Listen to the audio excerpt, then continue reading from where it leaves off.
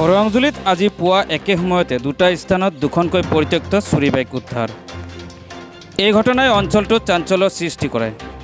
প্ৰাপ্ত তথ্য অনুসৰি আজি পুৱা ৰংজুলি থানাৰ অন্তৰ্গত বুঢ়াবুঢ়ী বাখৰাপাৰা পথত AS18H 4363 নম্বৰৰ আপাচী বাইক এখন বাগৰি থকা অৱস্থাত স্থানীয় লোকে প্ৰত্যক্ষ কৰে।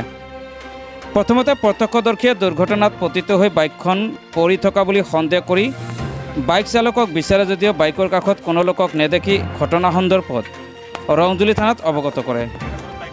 পিছত ঘটনাস্থলীত আৰক্ষীৰ লোক উপস্থিত হৈ পৰিত্যক্ত বাইকখন থানালৈ লৈ আনে। ইপিনে একে সময়তে ৰংজুলি শিমিলিতোলা গড়কাপ্তানি পথৰ ভালুকজুলিত আন এখন AS189487 নম্বৰৰ কাৱাছাকি বাইক পৰিত্যক্ত অৱস্থাত স্থানীয় লোকে প্ৰত্যক্ষ কৰি আৰক্ষীক খবৰ দিয়াত ঘটনাস্থলীত আৰক্ষী উপস্থিত হৈ বাইকখন উদ্ধাৰ কৰি থানালৈ লৈ আনে। আৰক্ষী সূত্ৰে জানিব পৰা মতে উক্ত বাইক দুখন কিছুদিন পূৰ্বে মাটিয়া থানাৰ অন্তৰ্গত চুতাৰপাৰা আৰু ৰংজুলি থানাৰ অন্তৰ্গত কানকাটাৰ পৰা চুৰি হৈছিল। বাইকখন আজি পালে, ৰংজুলিত পালে। এই বাইকখন আপোনাৰ আছিলে? আমাৰ আছিল। ক'ত হেৰাইছিল? এইটো আমাৰ চুতাৰপাৰা নদীৰ পাৰত।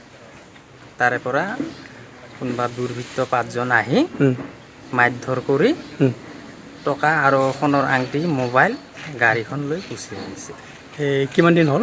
এইটো আজি প্ৰায় 2 মাহ মানেই হ'ল। 2 মাহমান? অঁ, মানে আজি ৰংজুলিত ওলা বুলি গম পালে? অঁ, আজি শুনিছোঁ যে ৰংজুলি থানায় গাড়ী পাইছে। আমাৰ গাড়ীটো হয়।